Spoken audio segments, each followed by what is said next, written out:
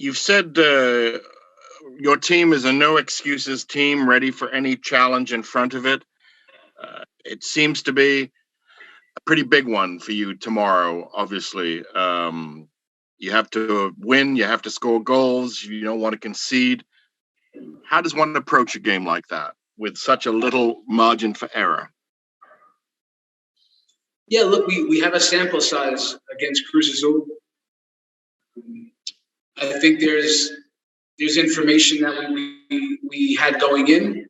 We thought we had a good handle on what the game might look like, with a lot of long balls and the challenges that would pose for us. And we understand that there's opportunity in the game, that they're obviously a good team in a really good way, a winning way, Cruz Azul, but that when we're at our best, we can create chances against them in transition, picking up second balls. And that's the idea, to go into the game understanding there hasn't been games, whether that's preseason or MLS or Champions League, that we don't score.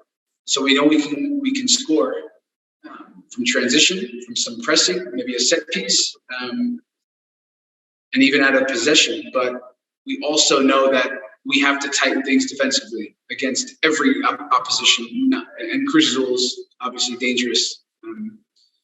So yeah, it's a challenge. We'll be up for it. We understand what it's going to take to be successful, but the way we are going to approach it is one play at a time, 1 minute at a time, just to be able to start the game fast, and to start the game right, and one goal at a time. We'll head over to Joshua Clark next. Hey, Chris, will Jefferson Soteldo be in the lineup tomorrow? No, he's not ready yet. Just quarantine, back in Florida, getting ready, but no, not here with us. We'll go to Michael Leach. Good afternoon, Chris. Thanks for taking the time with us. Sure. What is your philosophy in terms of building your roster, given where you are in the tie, being down 3-1 away? Will we see a lot of young players tomorrow? And how do you expect Cruz Azul to approach the game? Do you expect a similar sort of showing from them, or do you expect them to maybe be a little bit more protective of the lead at home? In terms of building our roster, we're in the process. Ali Curtis he's addressing that with me, and we're trying to take a hard look, understanding where we are and where we need to go. And I think he's doing that. From my perspective, we're TFC. We are a team that can score. We've been a team that's been built on attack with DPs up the pitch, and we know that this is a strength of ours. And if you look at the last year, or call it 18, 19, and 20, the team has scored a lot of goals, but we've given up a lot of goals. So, when you look at it, I did it the other day, it's like 149 goals scored and 142 conceded. So where I see big opportunity is defensively. We have to tighten things up in all ways. That's run a play, that's urgency, it's set pieces, and part of it is your roster. And I think when we do that, and we are doing that, then we can take some big steps forward. You could see some young players, but I think it's a game that also requires some experience, guys that have been there before. So I think you can more expect to see that from the start. And what was your last question? There was another part to it. Cruz Azul, how do you expect them to approach this game? Do you expect them to be a little bit more defensive, given they have the lead at home? No, I think that the way they see the game is that their best defense is attack and where they want to play the game. So I think that with their history Cruz Azul. They've been in some. There's a slight reputation of being in some big moments and not following through.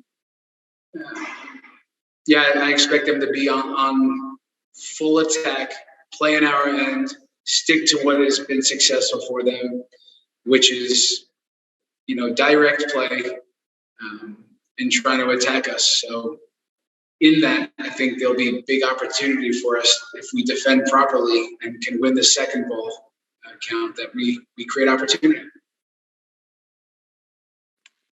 We'll head over to John Molinaro. Hi, Chris. Hope you're keeping well down there in Mexico. I'm just wondering, you missed Richie in the first leg through suspension. Now you're getting him back.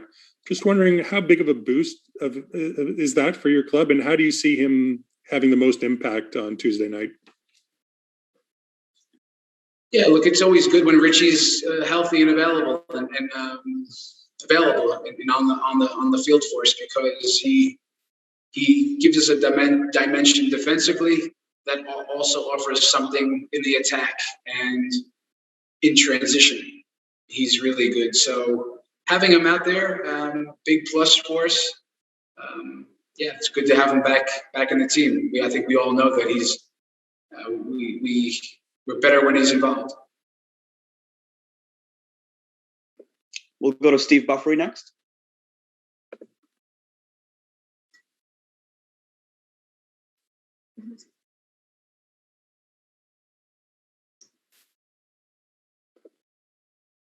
Steve, are you with us?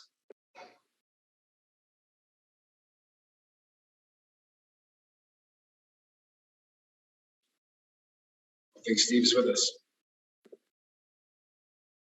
Not sure if he's just having some technical issues, but we'll move ahead to James Grossi. Go ahead, James.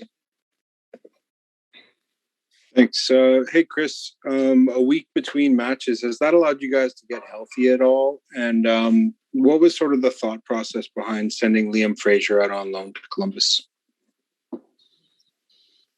Yeah, the week has been good for us to, for guys to recover, to be fresh come kickoff. It's been a nice little breather, especially with the schedule that we've had come up to that point. So we've used it wisely, and we'll be ready to go. We'll need every bit of rest and strength going in.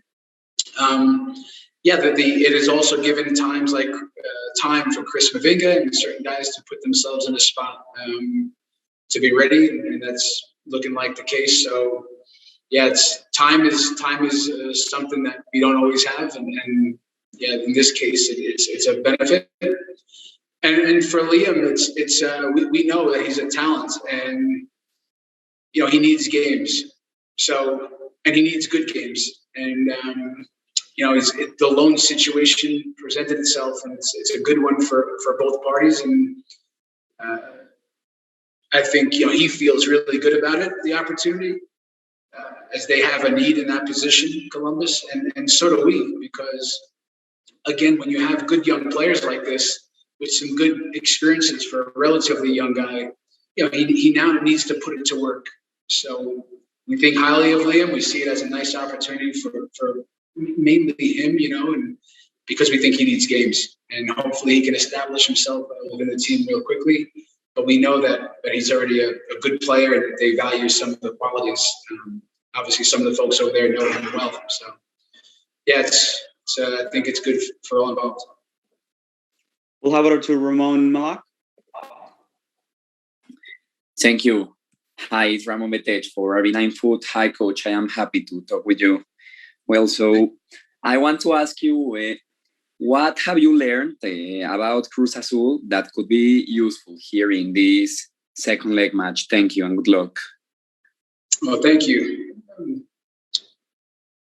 I think what we're able to see on the day from the last game is that they have a very specific way of playing, and that even if they try to do some different things, they're really good at specific things.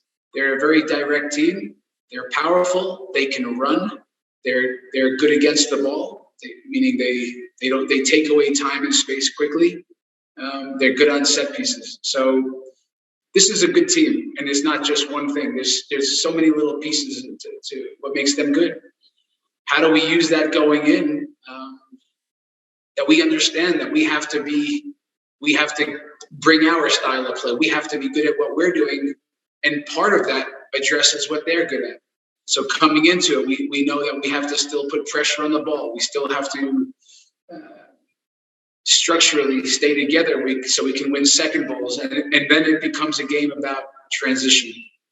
So what we learn most is probably that if we can control transition, we can take advantage of the moments when we have attacking transition, we can create chances.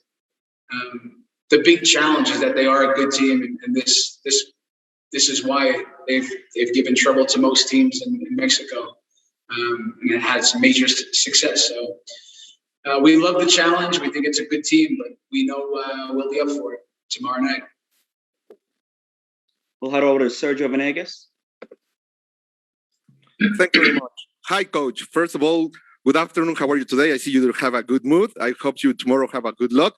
And my question is, you know that the Cruz Azul has a course in them because last time they have 4 goals of advantage facing the Pumas, so they got the tie and get kicked out. So I want to know, you have that dream, or maybe goes through your mind that you have the perfect game tomorrow and defeating Cruz Azul, taking once again out of this tournament because they have issues to get into the next final rounds, and I wish you good luck.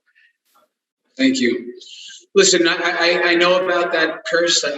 We Cruz Azul are. It's something like this. That it's a phrase in Mexico. I understand it, but this is not important to me. What's important is that we're playing a good team. It's a good team. They're a different team in 2021 right now. There's a team built for success and a team that has been dominant. So if we start to think too much about the past and curses, we're missing the big picture. The big picture is that we have a big opportunity. And we have the information from the first game, which we can create chances against them. We can create chances against them. It has to be one play at a time. It has to be one goal at a time. And we have to play for 90 minutes. This is what's important. This is what's going to make the difference. And whether it's against Cruz Azul or León or an MLS team, we will focus on the things we can control.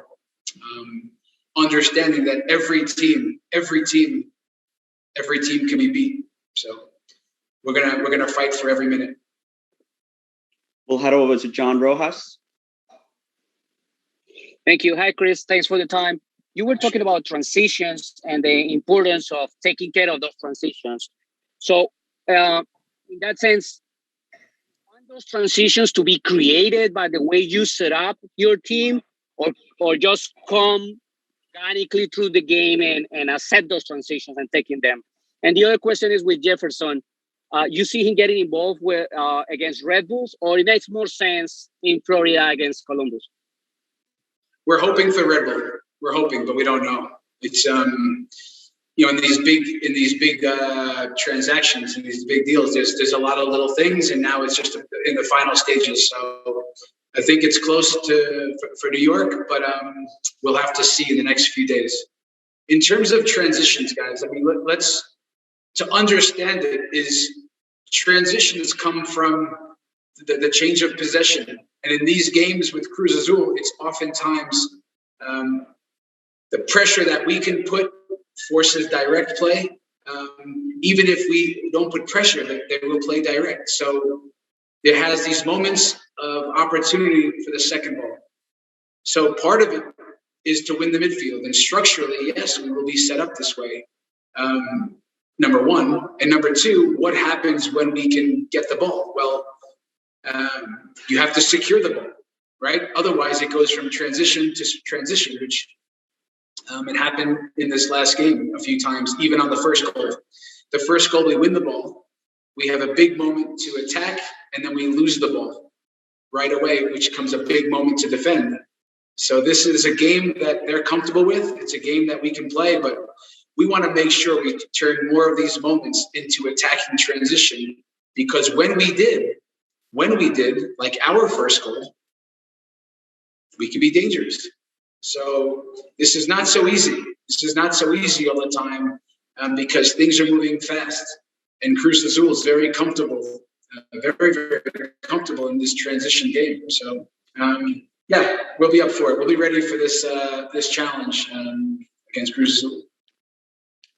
And we'll wrap up today's media availability with Neil Davidson. Thank you, Nick. This question, Chris, is actually from Steve Buffery, who's having technical issues. But his question is, and I think we're all interested in it. You touched on it briefly. Will Mavinga and Pozuelo be available tomorrow? Chris, yes. Pozuelo, no.